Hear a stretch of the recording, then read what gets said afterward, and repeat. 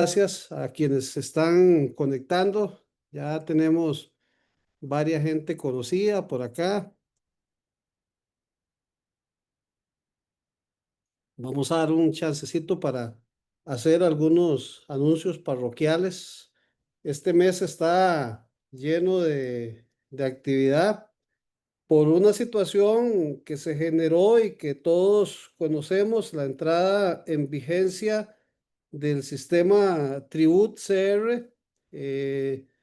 Vamos a generar la próxima semana, el día jueves, un conversatorio precisamente sobre la entrada en vigencia del sistema Tribut CR con nuestros panelistas de lujo, en este caso para esta conversación, el licenciado Mauricio Pana y el doctor Ricardo González.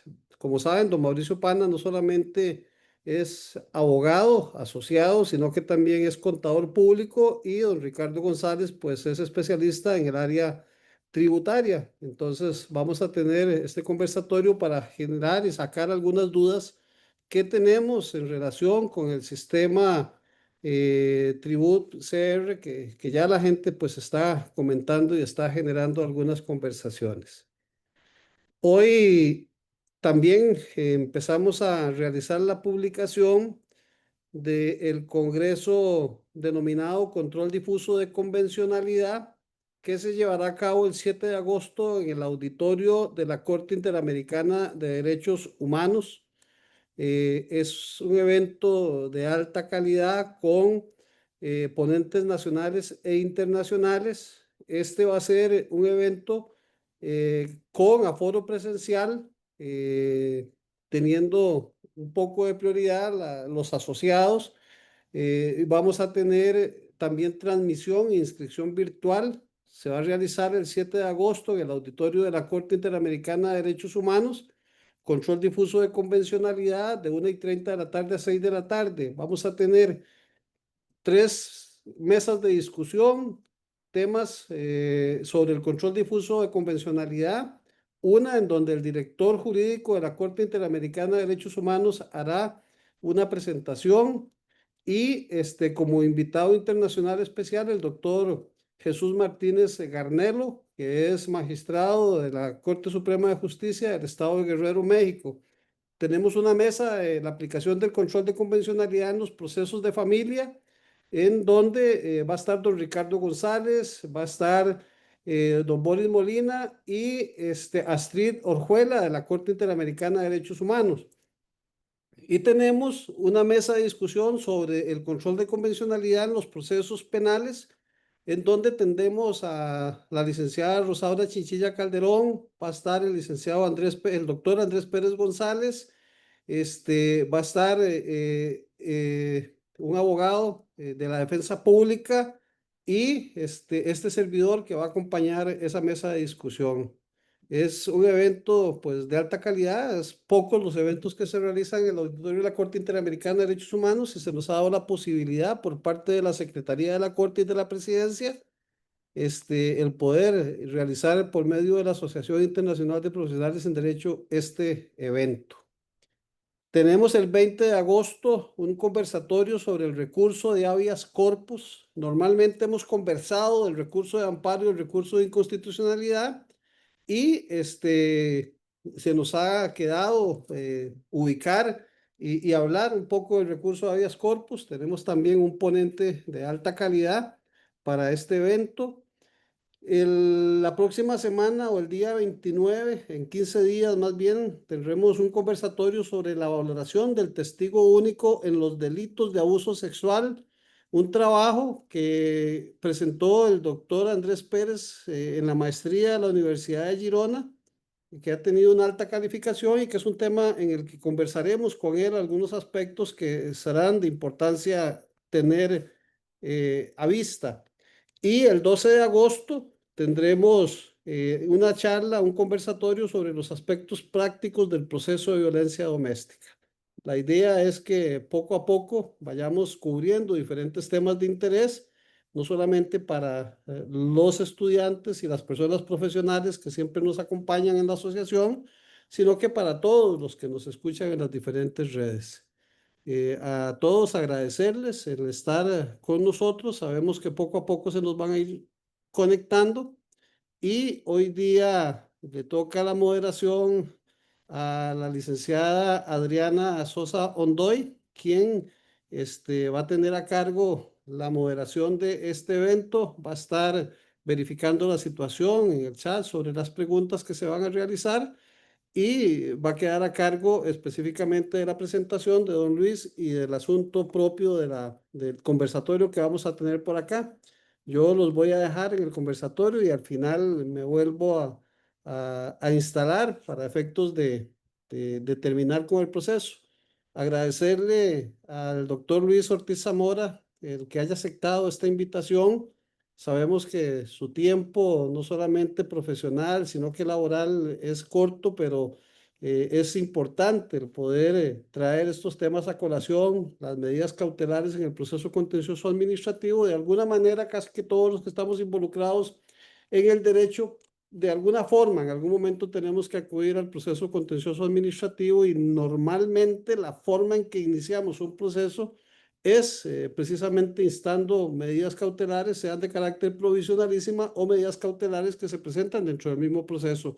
Don Luis, muchas gracias. La Asociación Internacional de Profesionales en Derecho le agradece su tiempo y para nosotros es un honor que ciertamente una persona de alta calidad como lo es usted y un profesional tan distinguido pueda darnos estos espacios para que los estudiantes y los abogados en general podamos aprender y aplicar lo que tenemos como lema nosotros, la buena praxis legal. Muchas gracias. Lo dejo con doña Adriana Sosa para efectos de que haga su presentación. Buenas noches. Bueno, buenas noches a todos. Un gusto tenerlos el día de hoy por acá en la Asociación Internacional de Profesionales en Derecho. Ya el licenciado me presentó, mi nombre es Adriana Sosa Ontol. El día de hoy tengo el gusto de acompañarles como moderador en este espacio con el señor don Luis Ortiz Zamora. Vamos a presentarlo brevemente.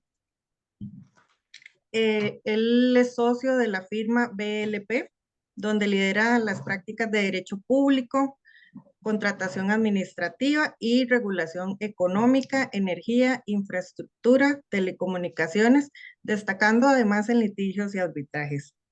Es profesor de grado y posgrado en la Universidad Libre de Costa Rica, Libre de Derecho, perdón, así como los cursos de regulación, competencias de la Universidad de Valladolid, de los cursos de especialización de Derecho de la Universidad de Salamanca, ambos en España.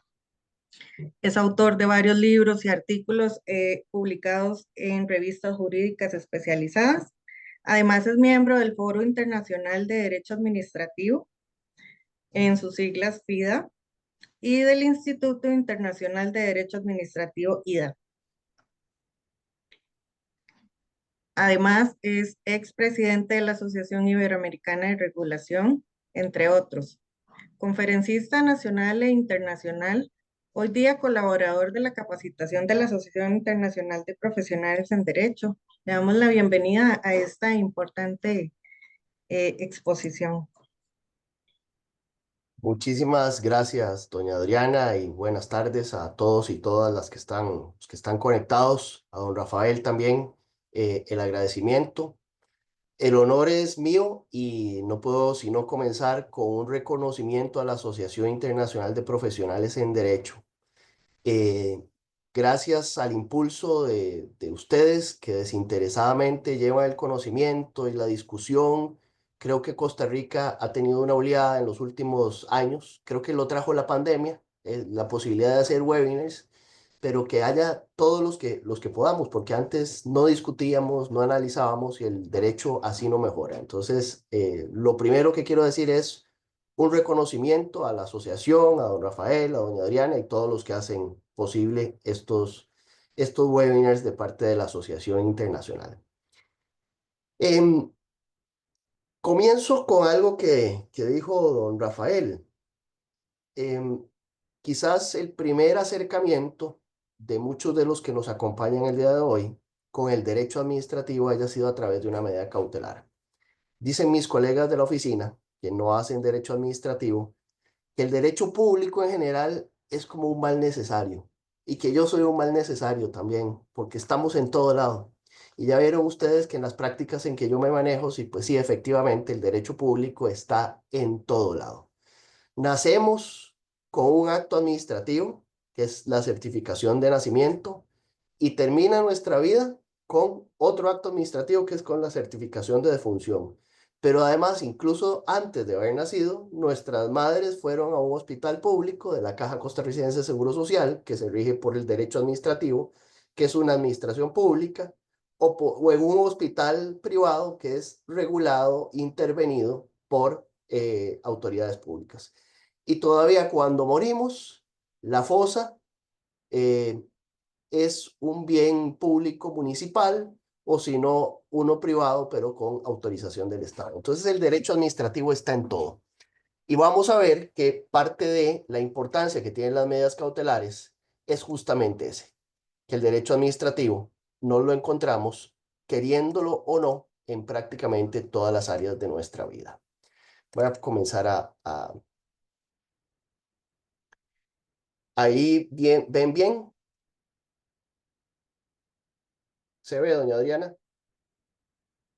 ¿Se ve la presentación? Sí, señor.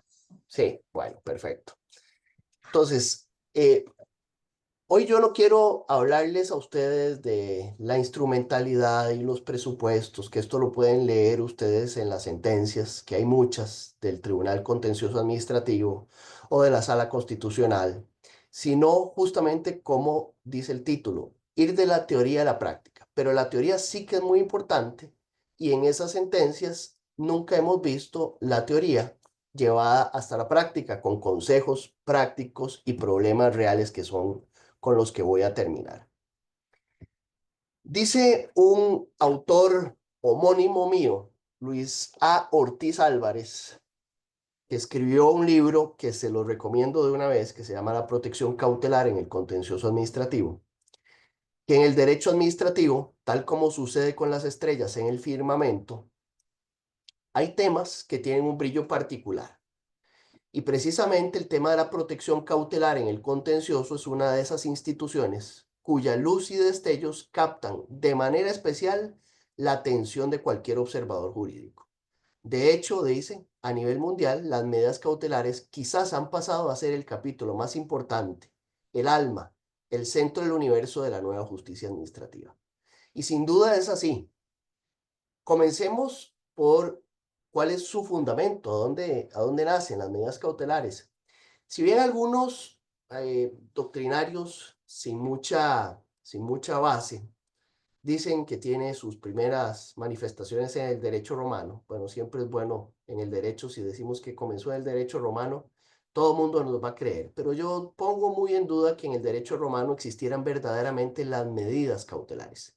En realidad las medidas cautelares tienen un fundamento netamente doctrinario y no en el derecho administrativo, sino en el derecho procesal civil. Mucho de esto, muchos de ustedes lo conocerán, pero nunca está de más devolvernos a la historia para saber por qué es que existen las medidas cautelares.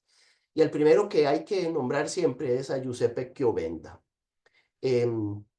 Giuseppe Chiovenda escribe sus principios de derecho procesal civil en 1906. Y este libro tiene la virtud de que rompe con el pasado de la doctrina del derecho procesal, en que anteriormente se describía al proceso siguiéndolo en sus etapas: preparación, demanda, sustanciación, prueba, conclusión, sentencia, apelación. Y este era el método que se seguía. Bueno, Chiovenda va un paso más allá, y ese paso más allá, esa metodología distinta que utiliza, es lo que lo hace concluir ciertas cosas que ya vamos a ver adelante, que luego Calamandrei toma y desarrolla. Chiovenda en este libro lo fundamenta el proceso a través de una ordenación lógica. superior al mero sentido descriptivo. Entonces utiliza conceptos fundamentales, actuación de la ley favorable al actor y actuación de la ley favorable al demandado. Y comienza a hablar de los presupuestos procesales y la teoría de la relación procesal. Esa forma de ver el proceso hace que Chiovenda expida dos principios básicos de las medidas cautelares.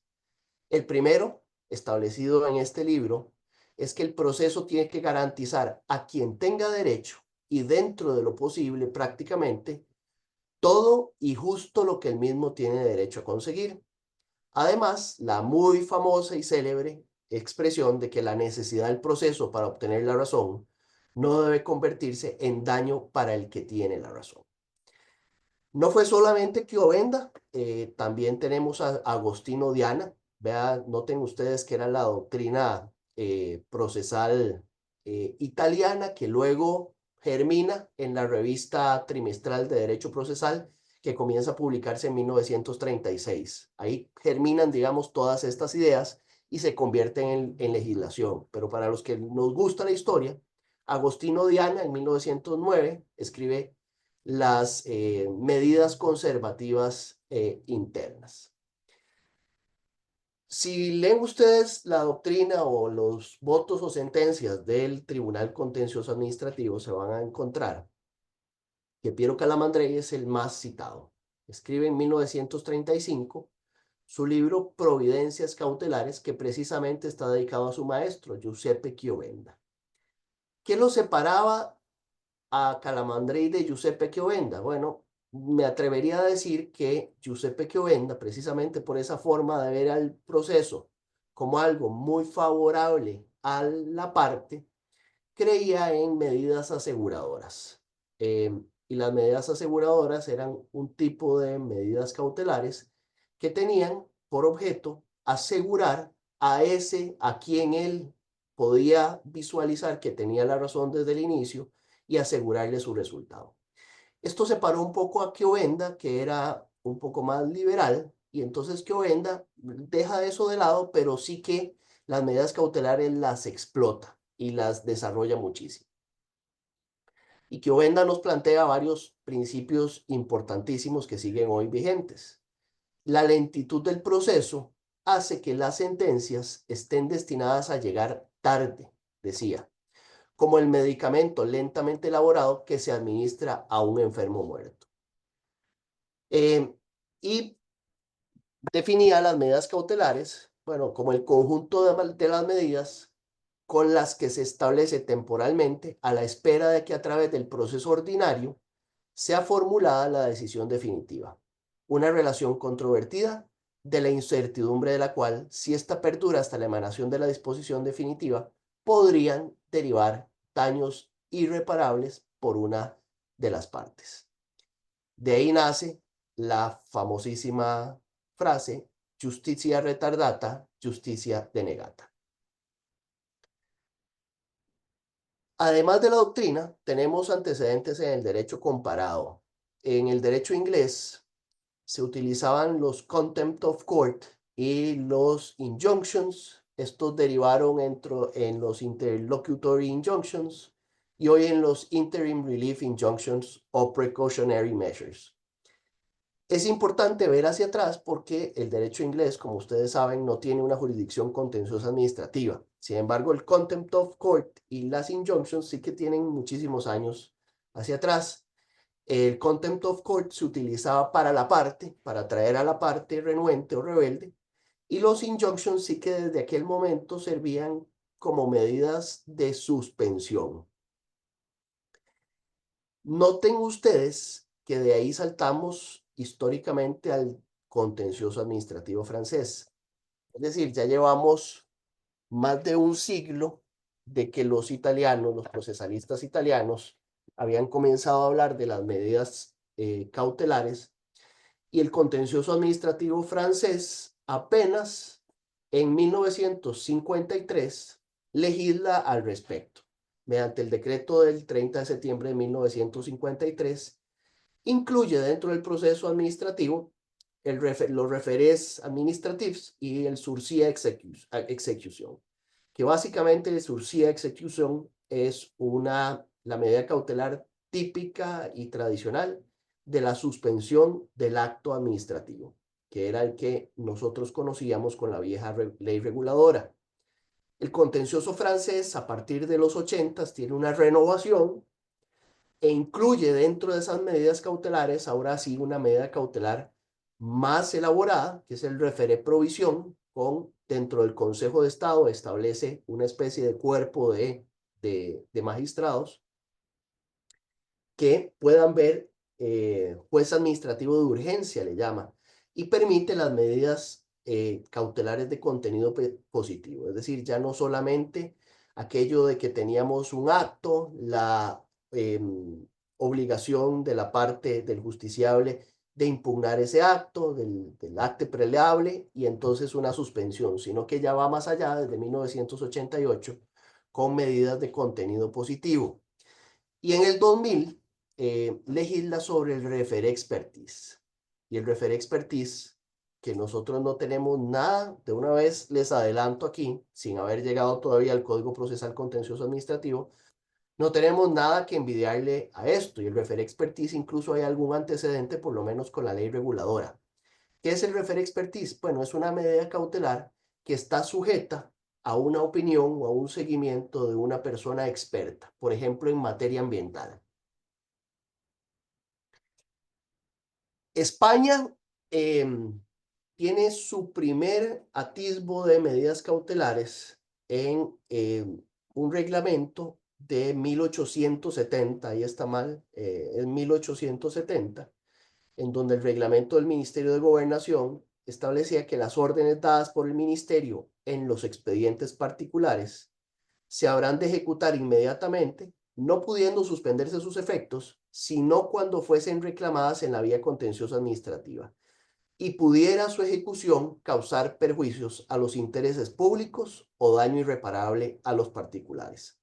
Observen ustedes qué parecido que sigue siendo esos dos principios.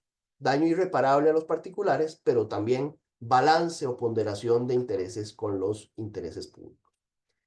La denominada Ley Santa María Pastor, Ley de la Jurisdicción Contenciosa Administrativa de 1956, ya estableció en el artículo 122.2 la suspensión cuando la ejecución hubiese de ocasionar daños o perjuicios de reparación imposible o difícil. Hago aquí la acotación sobre esa ley porque va a ser importantísima para la ley de 1900, ley reguladora de la Jurisdicción Contenciosa Administrativa costarricense de 1966, que se basó en esta ley. Esta ley se le acusaba de ser muy medrosa y era lógico porque fue expedida en la época de Franco.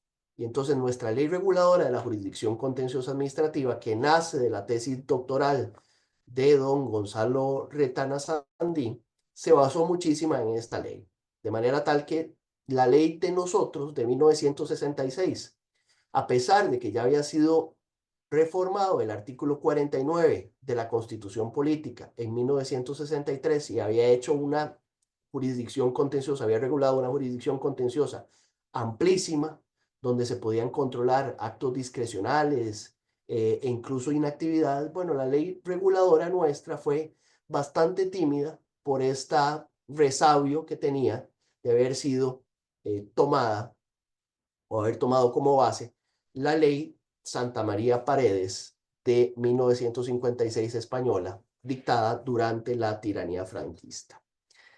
En España, en 1998, se aprueba la actual ley reguladora de la jurisdicción contenciosa administrativa y trae algunas modificaciones interesantes. En el 130, incorpora la previa valoración circunstanciada de todos los intereses en conflictos, es decir, incorpora la ponderación de intereses. Y además incorpora una concepción muy importante, que es que la medida cautelar podrá acordarse, deja siempre abierta la discrecionalidad del legislador, únicamente cuando la ejecución del acto o la aplicación de la disposición pudieran hacer perder su finalidad legítima al recurso.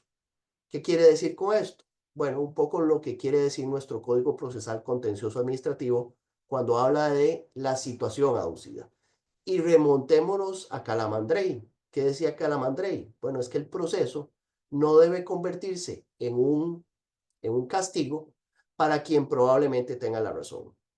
Es decir, de manera coloquial, Calamandrei, esto me recuerda a los memes estos que vemos en Facebook de señor Isaac Newton, no podemos ponerle que la manzana, no sé qué, bueno, de manera coloquial, ¿qué pensaba? ¿Qué era lo que quería decir Calamandrei y que venda?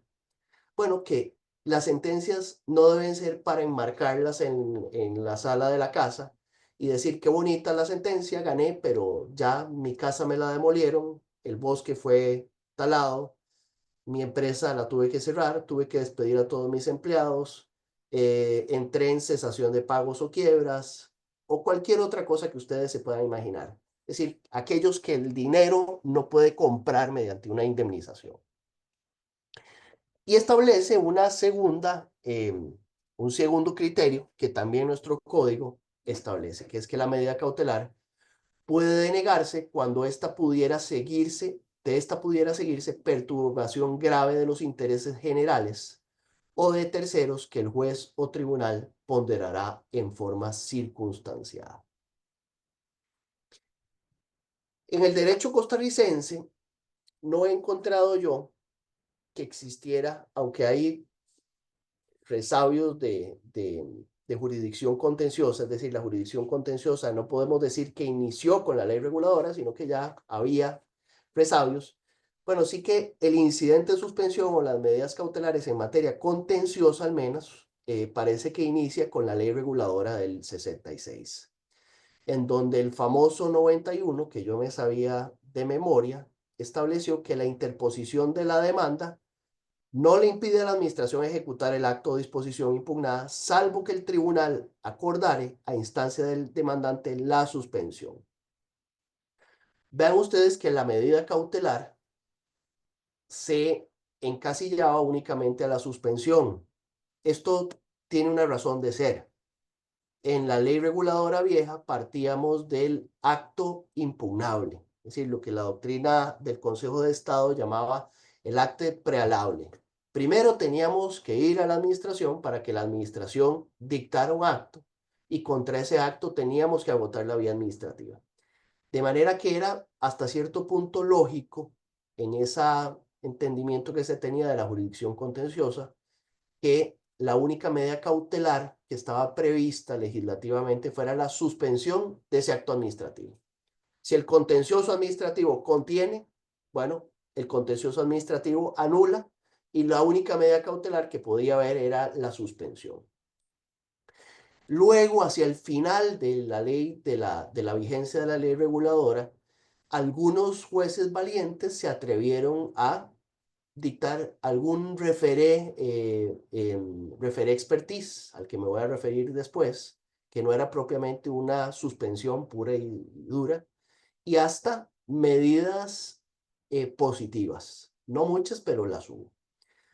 ¿Y qué pedía la ley reguladora? Bueno, pedía justamente lo que Calamandrei había establecido. Es decir, procede la medida cautelar cuando la ejecución del acto impugnado fuera a ocasionar daños o perjuicios de reparación imposible o difícil. Retengan esto de daños o perjuicios de reparación imposible o difícil, porque conforme les voy a explicar más adelante, esto sigue siendo un resabio en la jurisdicción contenciosa administrativa, porque hoy no dice lo mismo. Sin embargo, pareciera que seguimos resolviendo conforme a estos dos principios. Siguiendo con estos antecedentes importantísimos, bueno, nos regíamos en el ordenamiento anterior, pero no deja de ser importantísimo hoy estas dos sentencias del Tribunal Contencioso Administrativo que les voy a mencionar.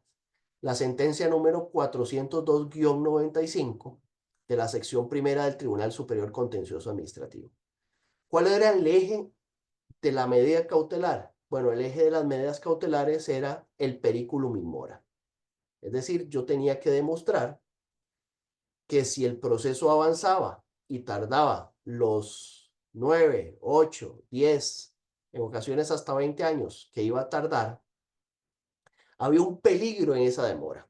Y el peligro en esa demora era que la sentencia que se dictara, que podía llegar a los 10 años, ya no fuese efectiva ni eficaz. ¿Para qué? Para tutelar la justicia pronta y cumplida. Es decir, como decía Queovenda, para darme todo aquello que yo merecía por tener razón en derecho. Entonces, el peligro en la demora o el periculum in mora era la base.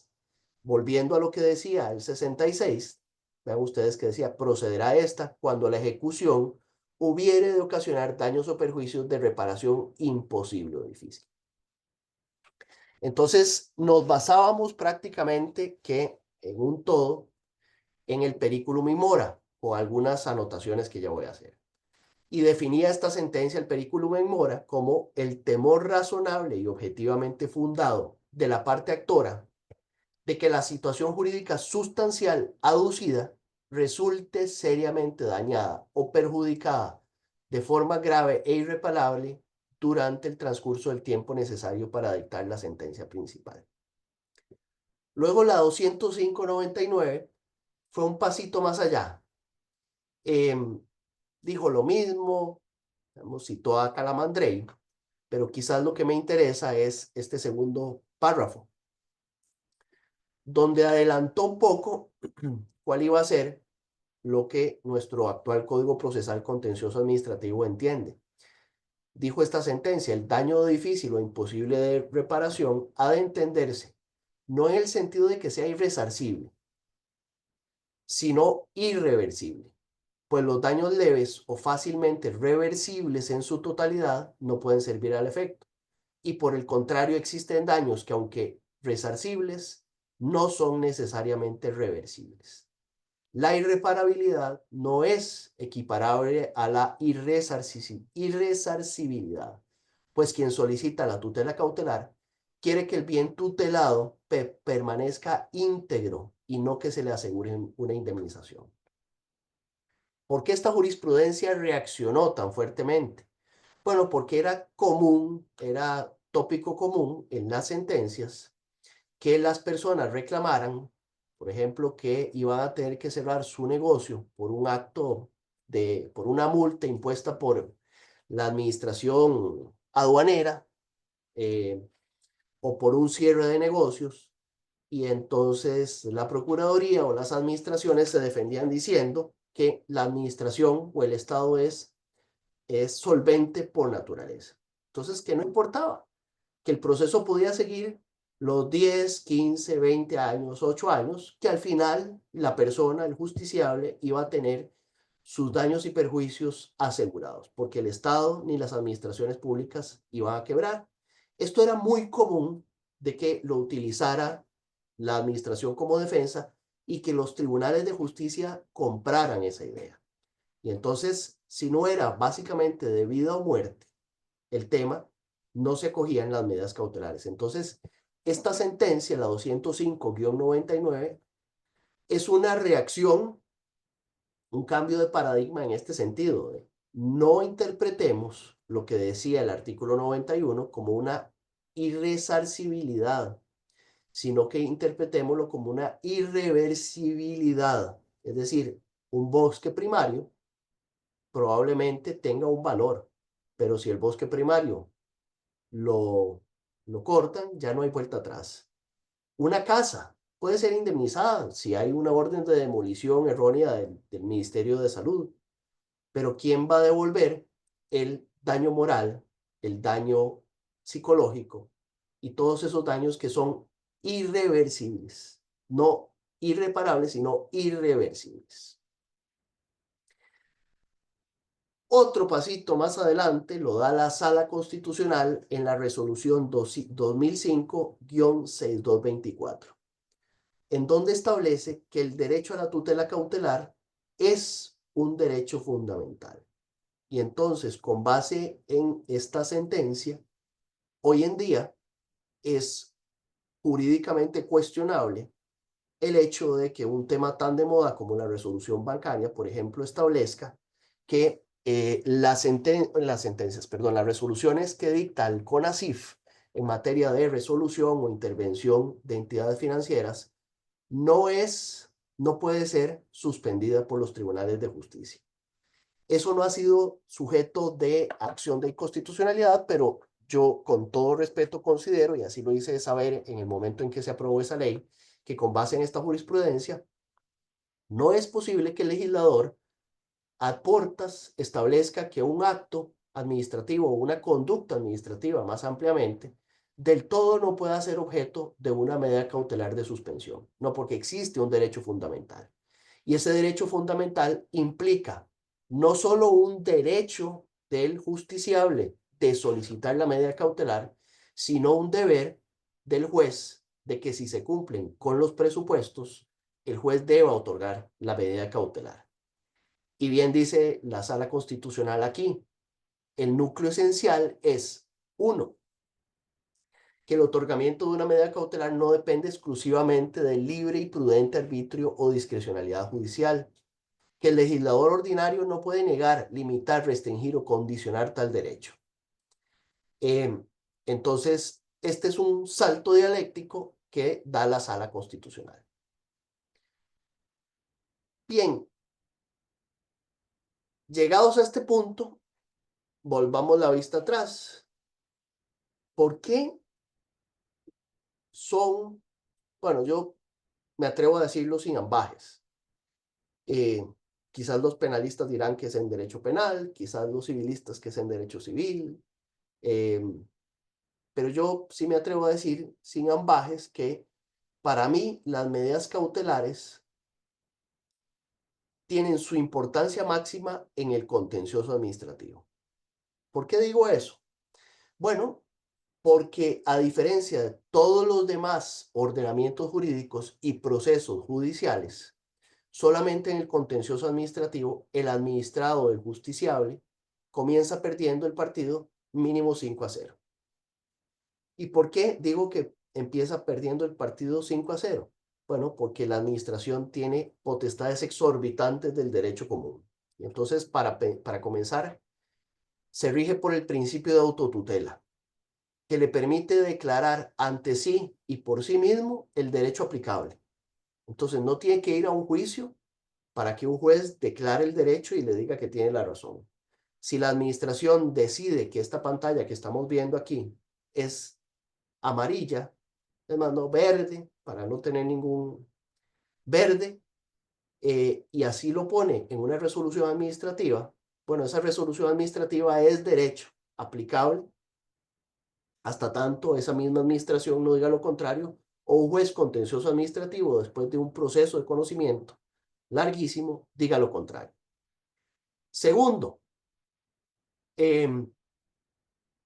don Eduardo Cortés y yo hemos tenido algunas diferencias de criterio sobre el acto inexistente.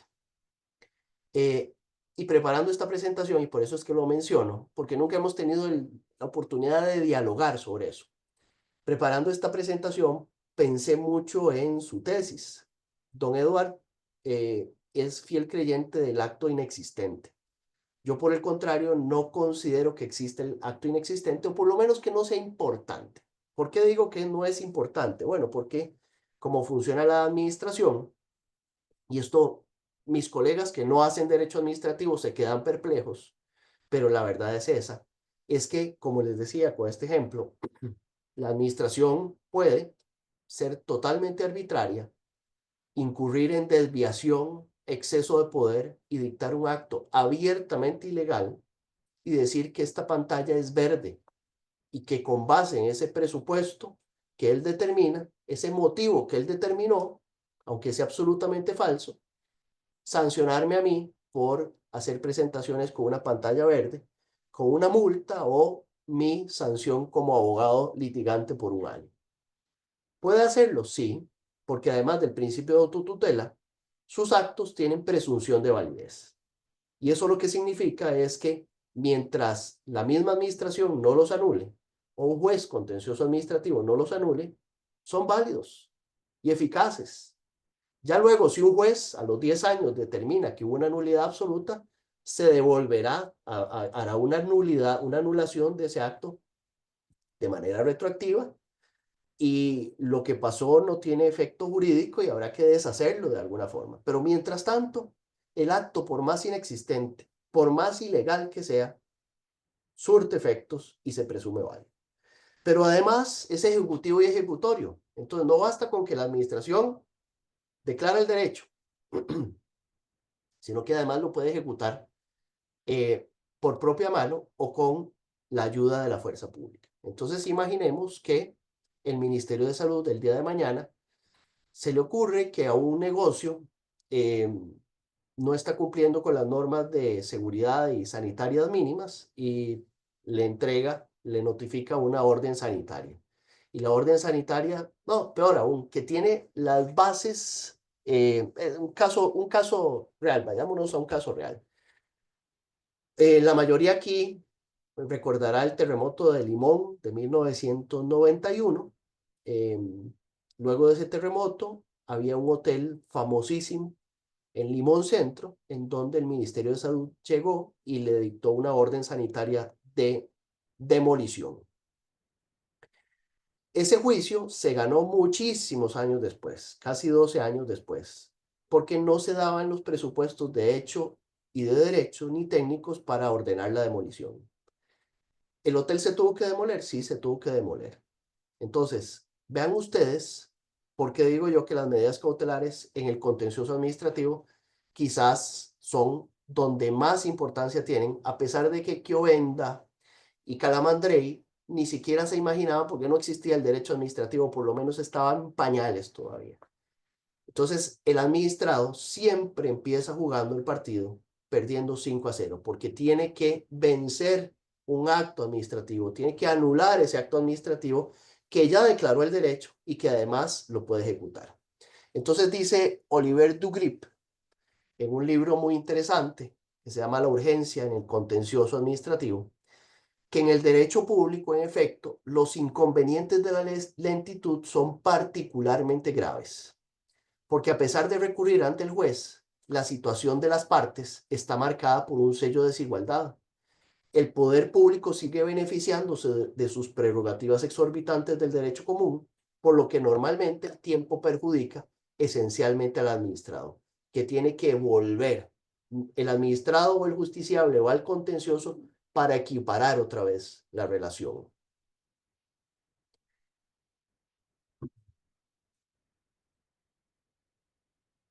Algunos datos importantes que, en mi criterio, terminan por darme la razón. Vean ustedes que el promedio para el dictado de la sentencia de primera instancia en el contencioso para el 2023 fluctúa entre los 20 y los 26 meses.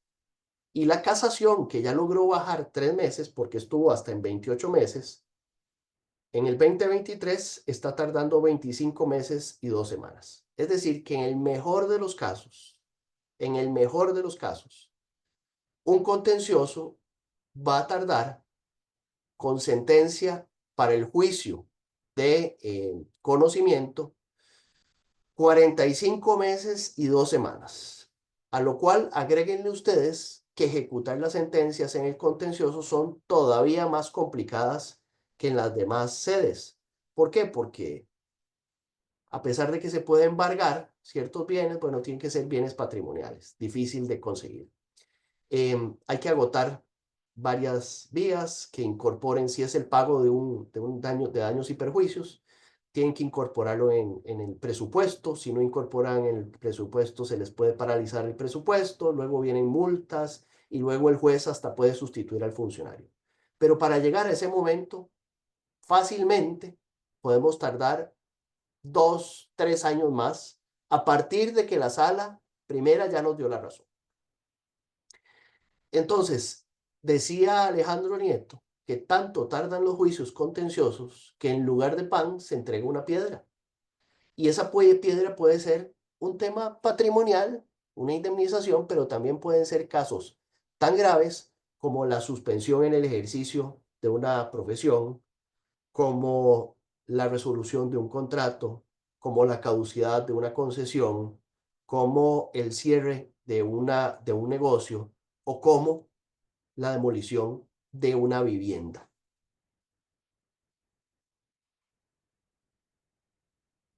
Ya comentarán ustedes si están de acuerdo conmigo o no, de que por eso es que las medidas cautelares son tan importantes en el contencioso administrativo, más que en otras. Entonces, yo como les decía, no les voy a hablar aquí de los presupuestos y la instrumentalidad y demás, que esto lo pueden leer ustedes en la sentencia, sino que quisiera que conversemos un poco de consejos prácticos y veamos problemas también prácticos. El primero, derribemos el mito. Esto me lo encuentro casi que todos los días. Yo trabajo mucho con colegas que no son especialistas en derecho administrativo y que, como les digo, este tema de que la administración tenga autotutela muchas veces les vuela la cabeza.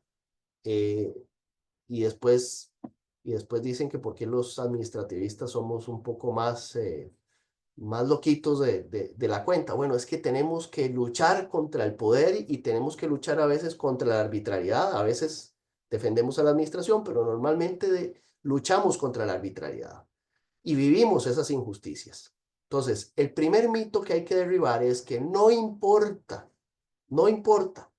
qué tan ilegal sea una conducta administrativa, llámese acto administrativo, llámese decreto, llámese resolución administrativa, llámese inactividad, llámese omisión o llámese acto material, vía de hecho.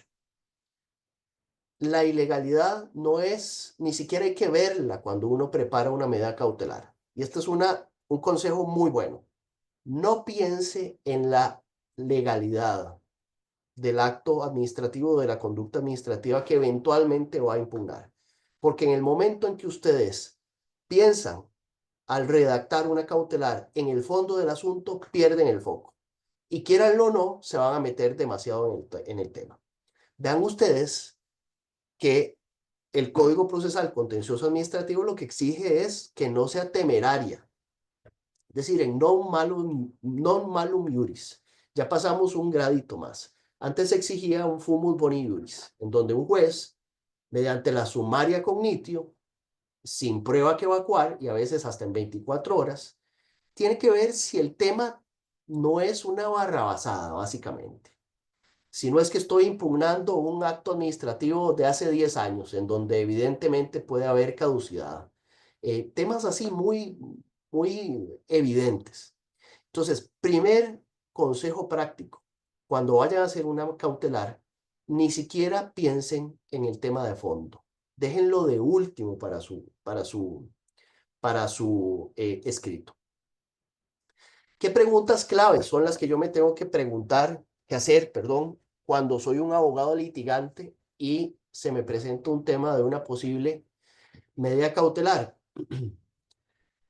Lo primero es lo que voy a pedir en esa medida cautelar.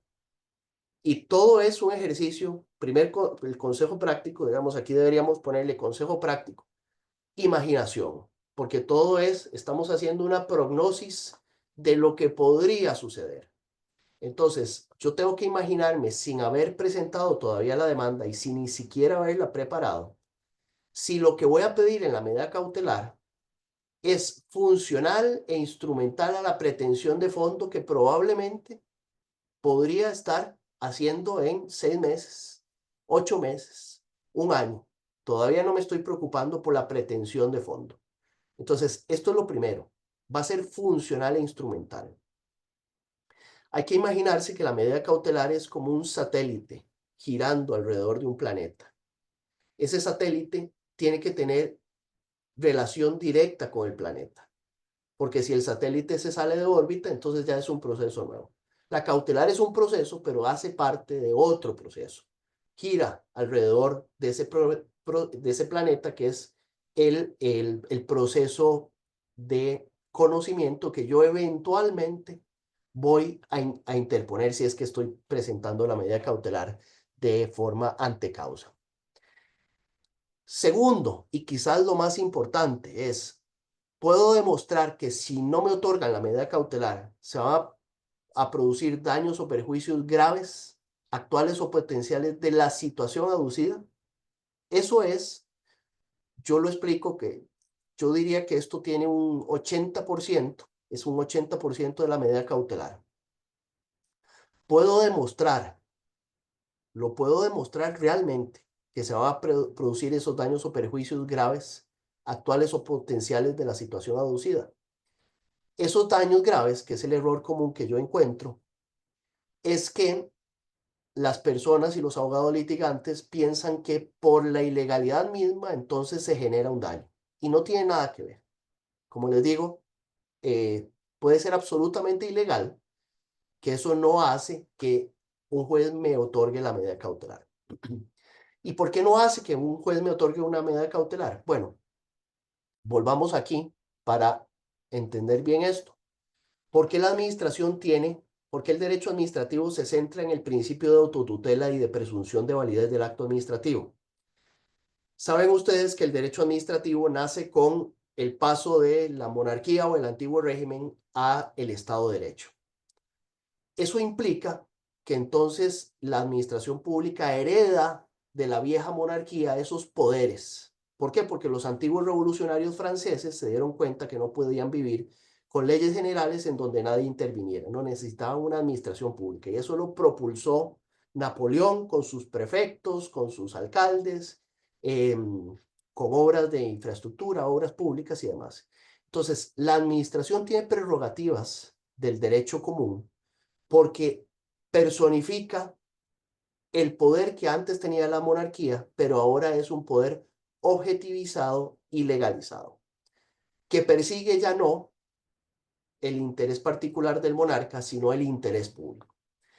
Y si nosotros queremos tener un aparato que persiga el interés público y sea eficaz y eficiente, bueno, lo menos que podemos darle es autotutela, presunción de validez de sus actos administrativos, ejecutoriedad y ejecutividad de sus actos. Porque si tuviera que ir donde un juez para que lo autorice, como era originalmente en el common law, pues entonces no se harían obras de infraestructura, no se prestarían servicios públicos, no se podría expropiar, no se podría hacer absolutamente nada. Esa es la razón. Entonces, cuando ustedes presentan una medida cautelar, tengan en cuenta eso. Se les va a generar a ustedes o a su cliente un daño grave o perjuicio irreversible. No dice irreversible. Es más, el proyecto de ley del Código Procesal ni siquiera decía daños o perjuicios graves, solamente decía daños o perjuicios actuales o potenciales de la situación aducida. En la Asamblea Legislativa le incorporaron el graves. Pero yo siempre me imagino este adjetivo, irreversibles. Es decir, ¿qué pasaría si mañana, si dentro de un mes, si dentro de 2 meses no me han suspendido la orden de cierre de mi negocio? ¿Qué efectos disparadores reproductivos va a tener el que me cierre mi negocio? ¿Va a tener impacto en la gente? ¿Va a tener impacto en el honor, en la dignidad de las personas? ¿Va a hacer perder empleos? ¿Va a hacer que el nombre comercial de la empresa o mi nombre propio quede en entredicho? Esa es la primera pregunta que ustedes se tienen que hacer nuevamente, sin pensar si el acto o la conducta administrativa están bien o están mal, son legales o ilegales. Y si lo puedo demostrar, aquí viene la segunda parte, la segunda pata del banco fuerte, importante es, y si yo puedo demostrar que eso le va a pasar a mi cliente o a mí, ¿qué otros intereses voy a afectar? ¿Esos intereses son contrarios a los de mi cliente o a los míos? ¿O se afectan más bien como derivación del daño que genera la conducta administrativa?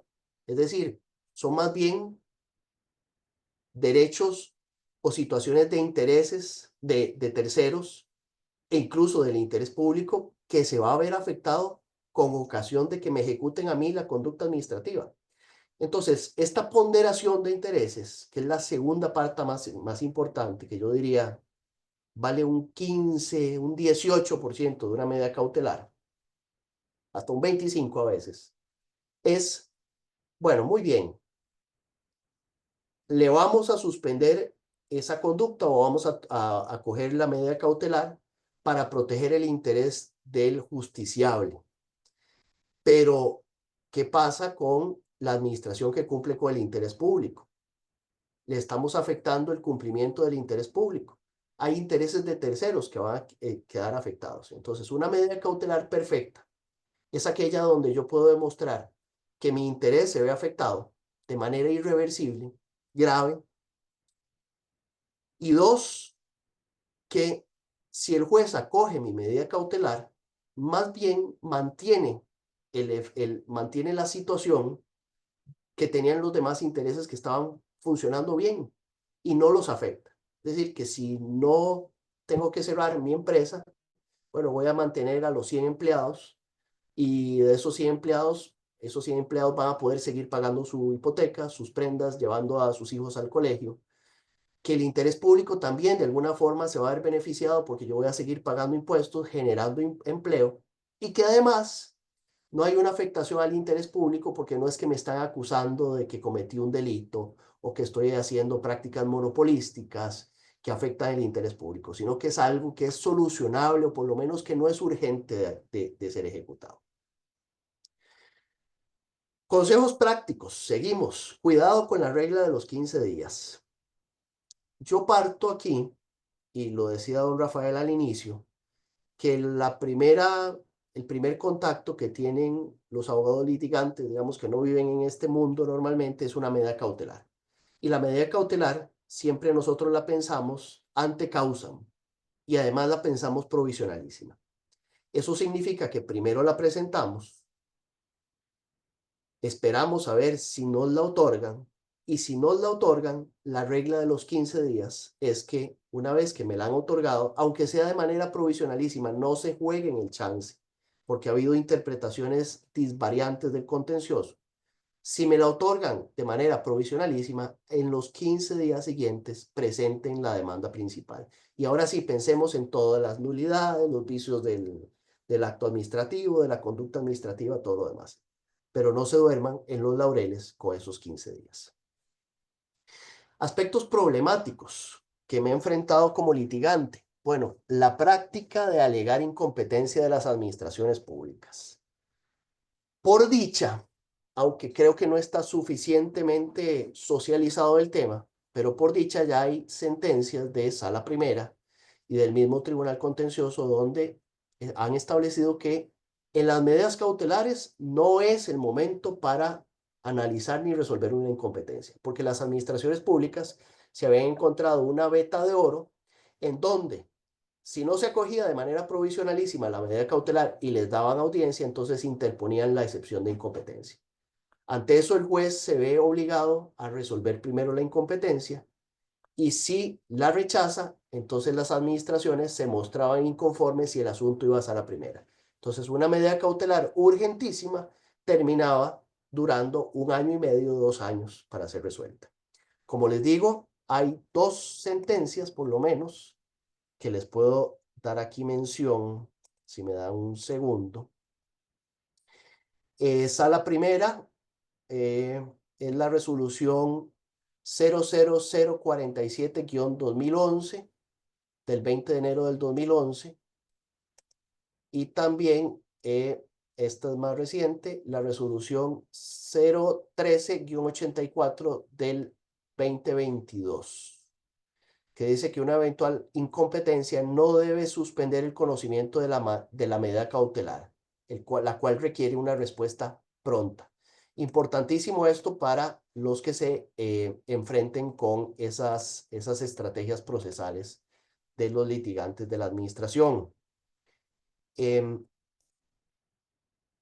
Luego, el uso y abuso de las provisionalísimas como reacción a la no tan sumaria cognitio. Ustedes saben que el Código Procesal Contencioso prevé las medidas cautelares provisionalísimas y las medidas cautelares, digamos, comunes. Las provisionalísimas son, como siempre explico yo de manera coloquial, cuando el rancho está ardiendo. Es decir, tengo una orden de demolición que si no me la suspenden hoy en 24 horas, en turno extraordinario del juez, al que tienen que llamar a la casa, de mañana amanezco ya sin casa. ¿Cuál es el problema? Bueno, que como si no se acoge provisionalísima, entonces se le da audiencia a la contraparte la contraparte contesta y me matarán aquí los jueces, pero yo creo que el promedio debe ser 4 meses, 6 meses en resolver, si no se acoge provisionalísima, es que todos los abogados litigantes, mea culpa, tratamos de vender la idea de que todas son provisionalísimas, y no todas son provisionalísimas.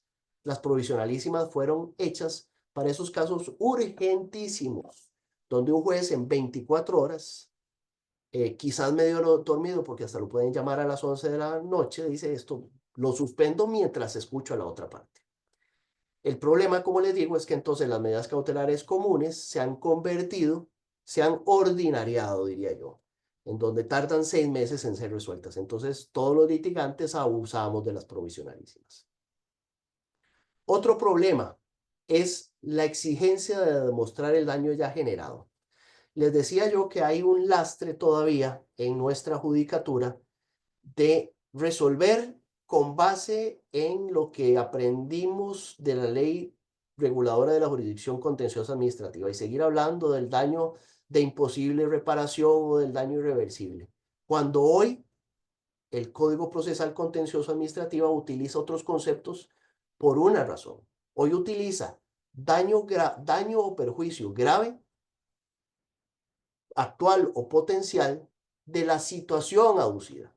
Es decir, ya no es un tema de irreparabilidad, sino que tiene que ver con aquello que explicó Kyovenda muy bien y Calandrei más, de hagamos una prognosis objetiva de qué va a pasar si yo tengo que esperar 6, 8 años para que una sentencia me dé la razón.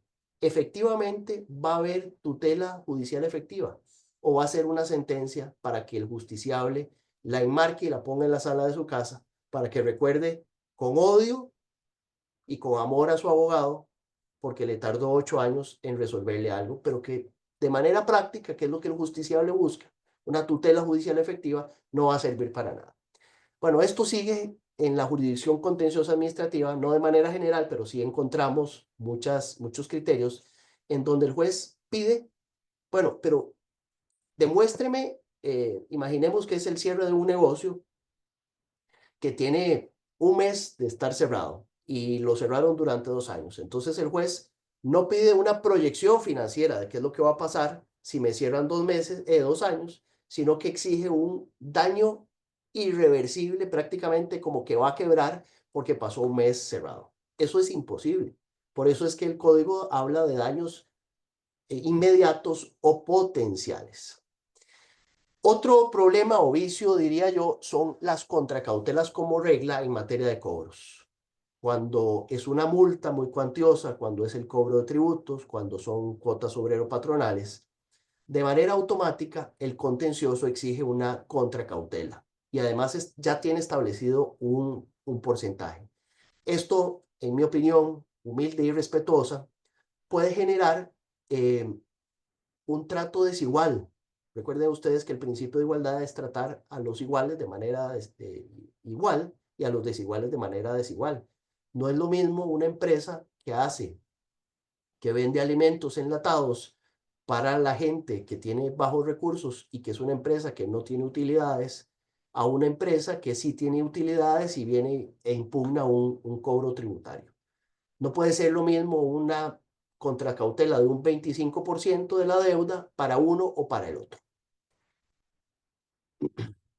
Bueno,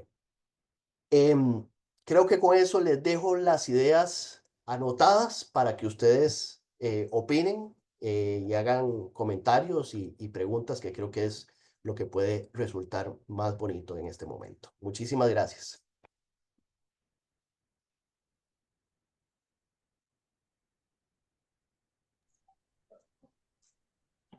Muchísimas gracias, don Luis.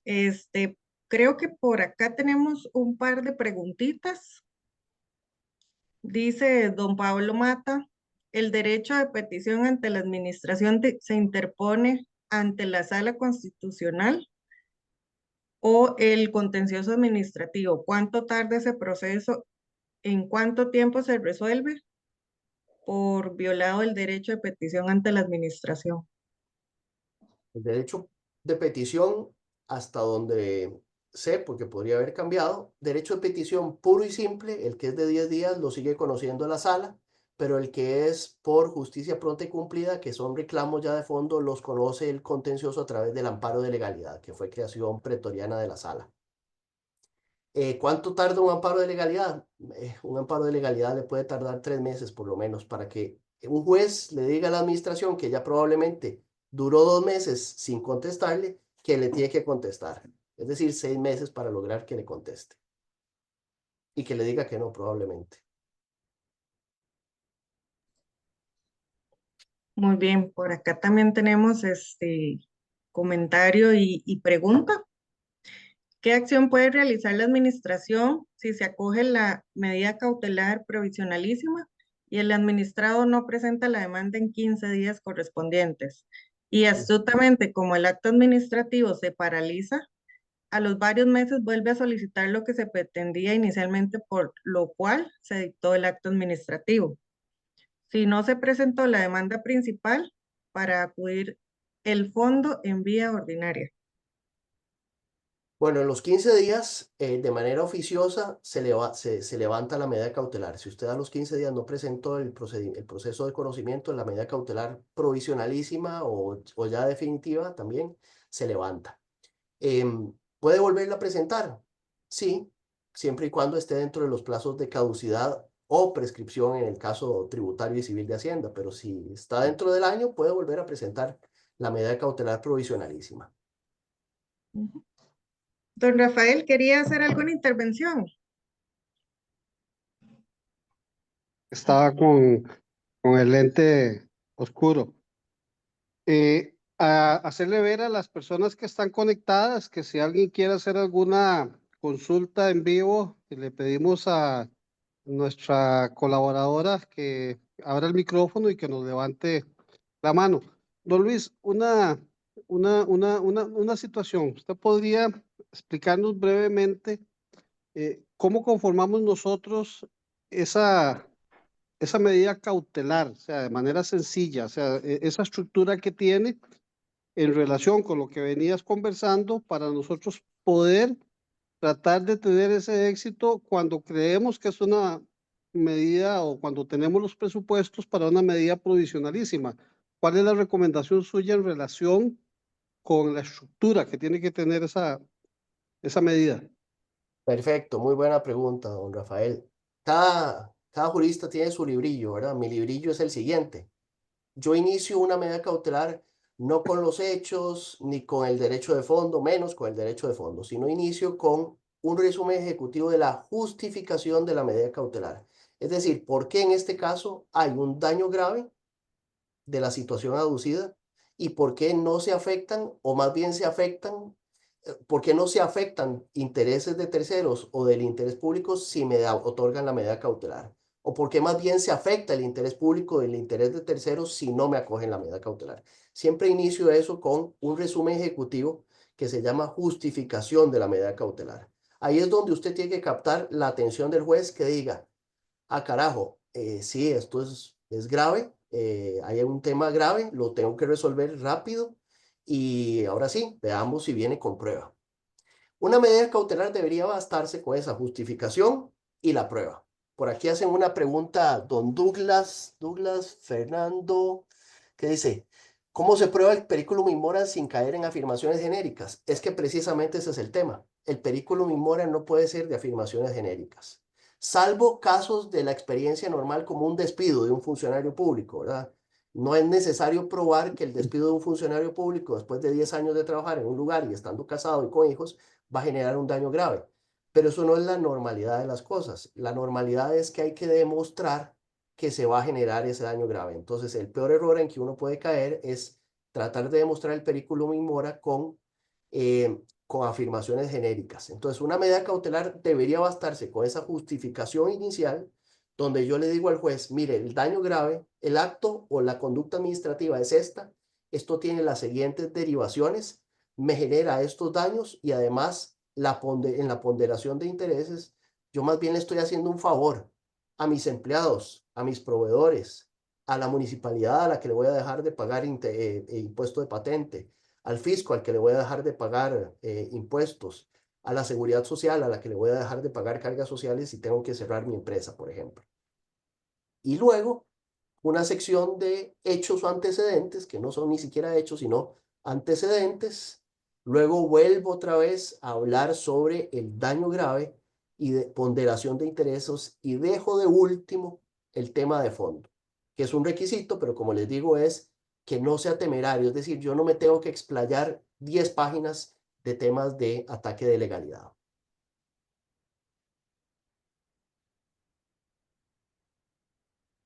Por supuesto que tiene que haber una pretensión ahí, don Luis, al Bueno, sí, final. claro. Dos cosas importantísimas que se me olvidaron.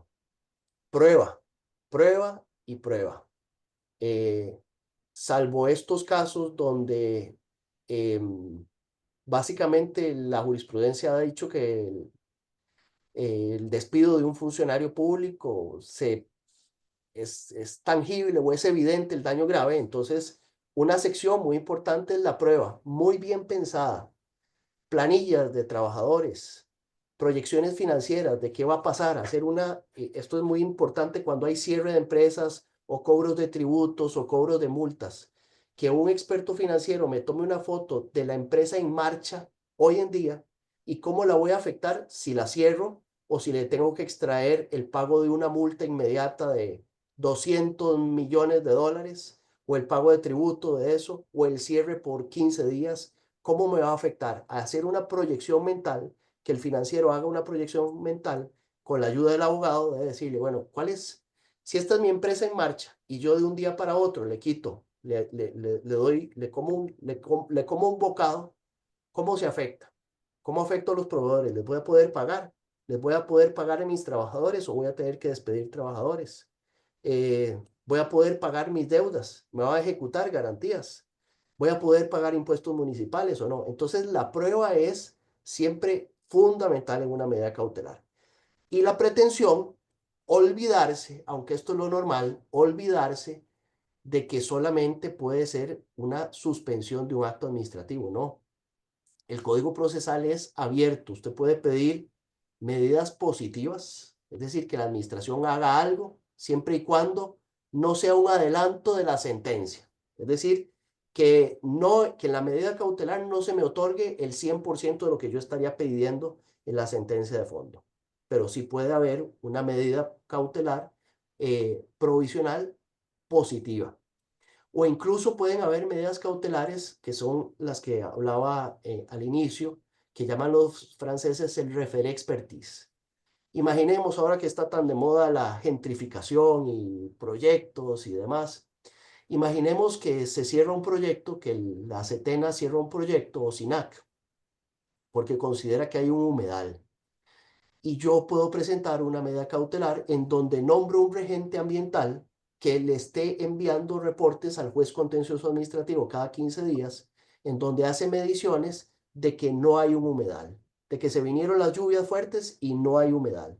Entonces el juez contencioso se vale de un tercero experto para poder él tener seguridad de que técnicamente pues la medida cautelar balancea y pondera todos los intereses en juego.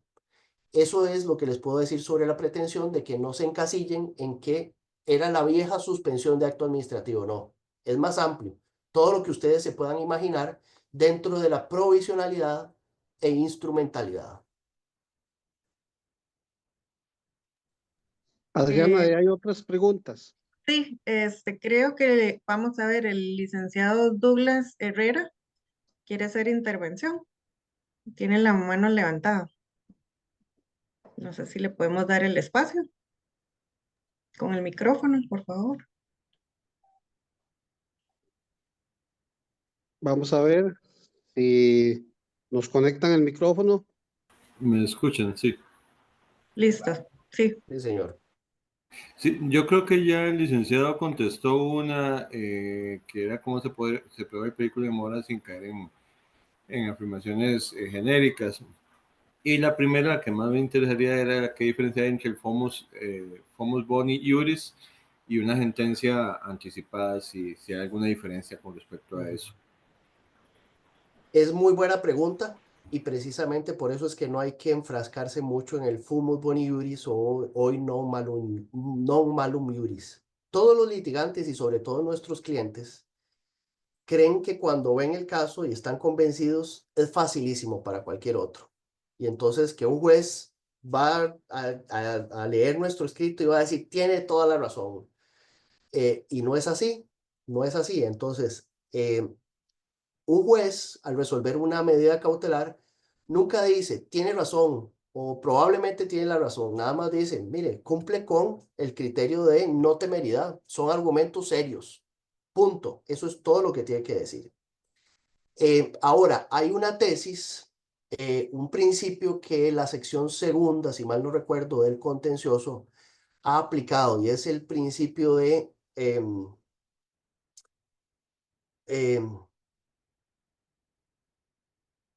interferencia recíproca, el principio de interferencia recíproca. Entonces, el principio de interferencia recíproca ya toca un poco este riesgo que usted dice, porque lo que dice ese principio, que no está en ninguna ley, pero es un principio de la doctrina española, es que entre mayor seriedad de los argumentos, se puede minimizar la exigencia de la prueba del daño grave.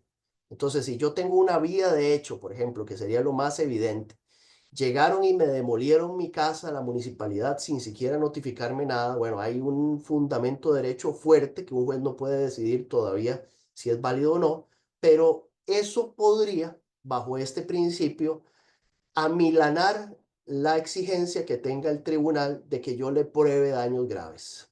Esa es, digamos, ya roza un poquito entre adelantar criterio y no adelantar criterio, pero en la normalidad de los casos, don Douglas, el juez se limita al resolver una medida cautelar a decir, mire, los argumentos son serios y check al non valum iuris o a la seriedad de la demanda, que ahora es al revés, temeridad de la demanda o de los argumentos de fondo.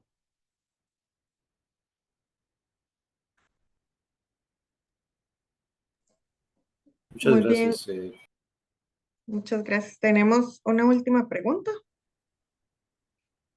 ¿Qué sucede si los jueces se inhiben y cuándo resuelve el tribunal, ya que el acto impugnado ha surtido sus efectos? ¿Se convierte a ordinario puro y simplemente legislativo? Bueno, Sí, voy a tratar de simple, imaginarme qué quiso decir. Esta puede ser otra arma lesividad, perdón. para Al final las dice, administraciones. perdón, puro, simple versus lesividad. Si se... No la capto.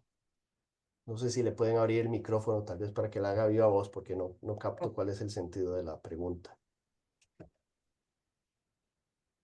Don Luis, creo que la persona lo que dice es que si por alguna circunstancia el juez que tiene que resolver eh, dentro por lo menos al que le correspondió la causa, tiene alguna causal de inhibición y se inhibe.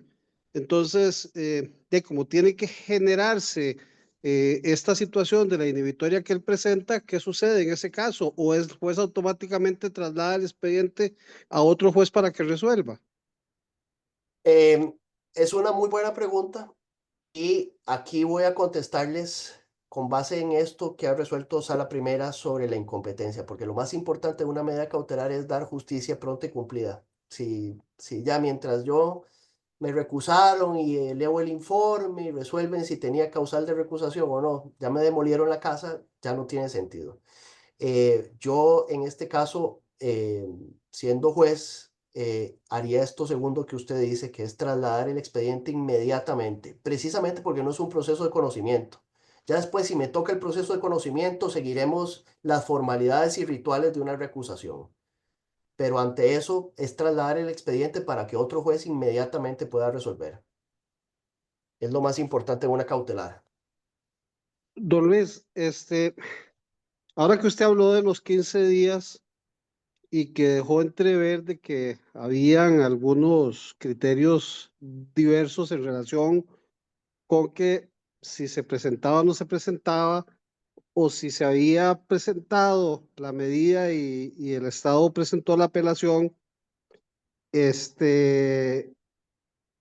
y no se generaba, digamos, esa presentación de los 15 días. En alguna oportunidad, yo tenía la idea de que ciertamente se acogía la provisionalísima, se presentaba la apelación y me esperaba que resolvieran el recurso de apelación para que me empezara a generar esos 15 días. Y le cuento que de una vez me salió una torta, porque Yo se también. generó la medida provisionalísima, el Estado presenta la apelación, llego a la apelación y lo primero que pregunta la jueza del tribunal es si ya habíamos presentado el proceso.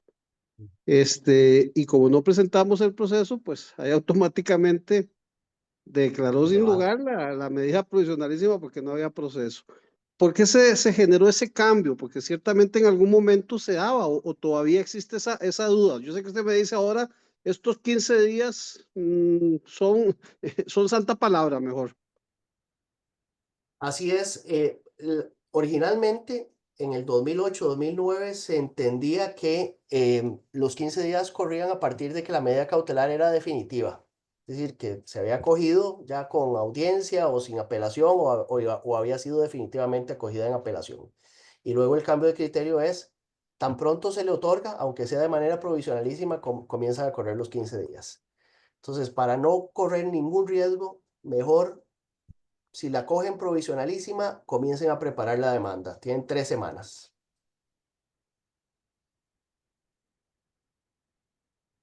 Adriana, yo creo que ahí vi una sobre una cuestión de provisionalísima en materia laboral. No sé si esa la leyeron ya o... Vamos a ver. Aquí está. En el contencioso, la instancia competente para dictar una medida cautelar provisionalísima por aparente acoso laboral no denunciado ni menos demostrado. Bueno, el No sé. competente sería el mismo juez. Ahora hicieron una reorganización, entonces, bueno, ya no sé si están los tramitadores viendo medidas cautelares o tienen el cuerpo de jueces nada más viendo medidas cautelares, pero la presentan en el contencioso y ellos a lo interno se lo trasladan, pero sería el mismo contencioso. Por acá Luis, así tengo, para... Ah, bueno, perdón. perdone, para ver una opinión, Luis.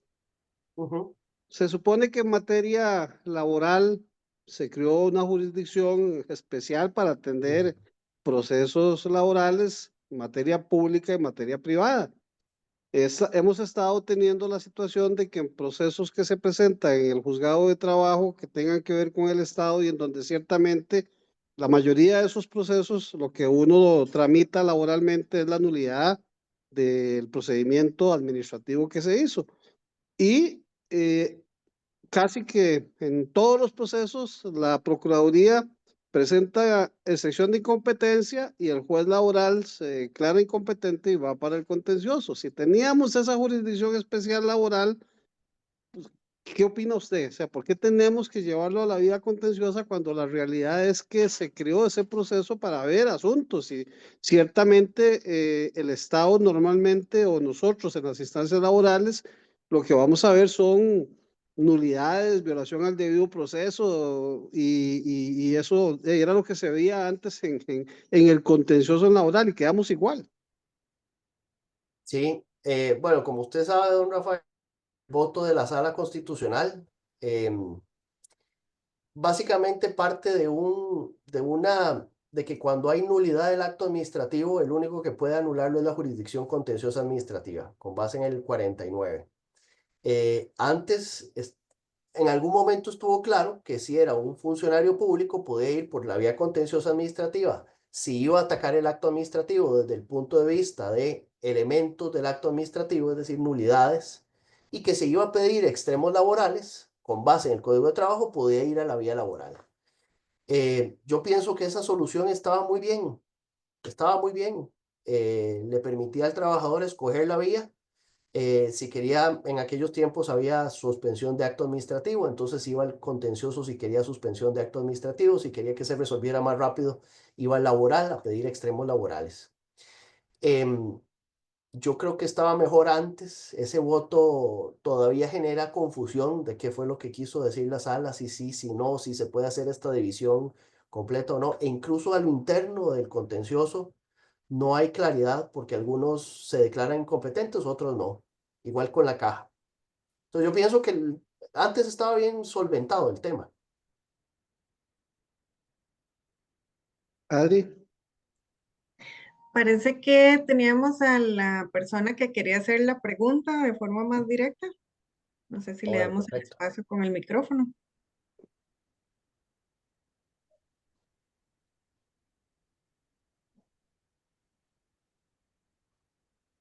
nada más que prenda el micrófono. Ujú.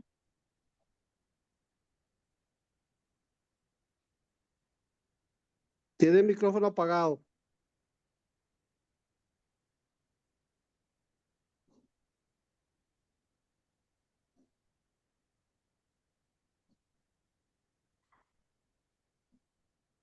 No, No, como que parece no que hay no conexión. teníamos. Sí, no.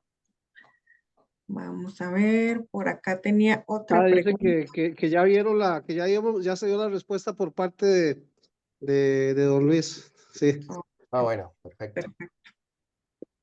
Tenemos otra por acá, una pregunta a don Luis, si tiene alguna recomendación sobre un recurso de amparo que se presentó ante la sala. Dicho órgano constitucional lo declara sin lugar e indica que el asunto es competencia del contencioso administrativo. Se presenta el recurso de amparo de legalidad y a los meses el contencioso resuelve el recurso sin lugar e indica que es materia de derechos fundamentales y eso corresponde a la Sala Constitucional. ¿Qué procede en estos casos? Presenta recurso contra ambos órganos por violación al principio de acceso a la justicia. Bueno, es que aquí lo que puede haber, lo único lógico que pudo haber sucedido es que el recurso de amparo de legalidad es única y exclusivamente para cuando yo presento un reclamo administrativo o un recurso administrativo y la administración no me contesta en tiempo. Para el reclamo administrativo 2 meses, para los recursos 1 mes y 2 meses. Solamente para eso sirve el recurso de amparo de legalidad. Entonces, yo lo que me imagino es que esta persona fue y presentó un recurso de amparo de ese tipo a la sala, que eso es lo que la sala dijo: mire, a partir del Código Procesal Contencioso yo nada más me quedo con el derecho de petición y pronta respuesta, pero los demás son temas de legalidad. Entonces, que haya presentado un recurso de amparo por otro tema, entonces la sala le dice: no, esto es materia de legalidad, pero no necesariamente del recurso de amparo de legalidad, sino de una materia de legalidad de un proceso ordinario o de conocimiento.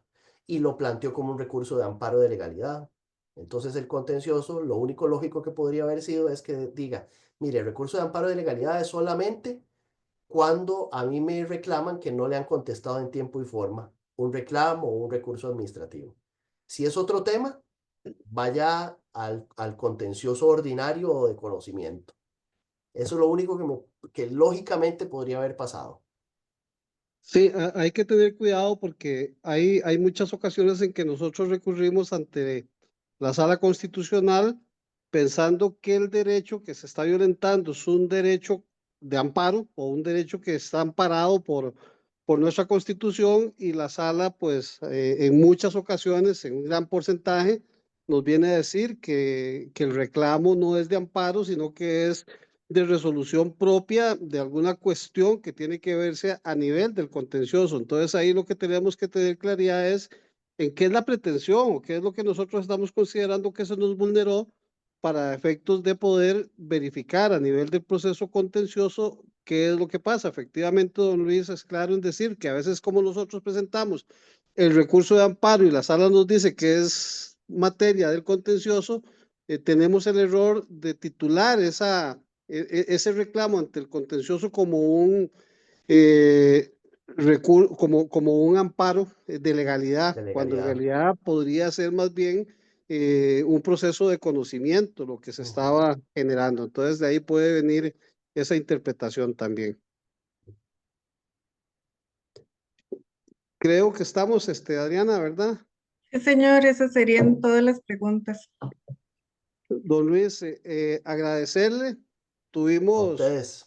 un promedio de 90 a 100 personas conectadas. Estuvimos en el Facebook Live con más de 300 visualizaciones y el tema pues trae para más. Por ahí creo que más adelante vamos a generar una invitación para conversar un poco ya sobre lo que es el proceso de conocimiento, una vez que ha sido generada o aprobada una medida cautelar, cómo nos vamos a ir a presentar en ese proceso de conocimiento. Estamos tratando de generar un simulacro de una audiencia preliminar en materia contenciosa y yo creo que usted es una de las personas que podría ayudarnos en ese simulacro aquí en la vía virtual, porque ya estamos generando esas audiencias preliminares virtualmente con el contencioso, aunque sí hay que recibir testigos o ahora en audiencias se están recibiendo de manera presencial, pero agradecerte, Luis,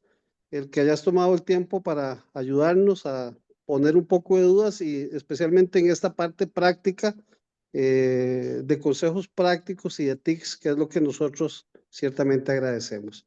Muchas gracias, Adriana, por su colaboración y creo que aquí hemos aprendido de todos. Muchas gracias para servirle y muchas gracias a todas las personas que participaron desde redes sociales y la plataforma. Que sean bienvenidos para seguirse capacitando. Muchas gracias y buenas noches, a las órdenes siempre. Muchas gracias. Gracias, buenas noches. Hasta luego.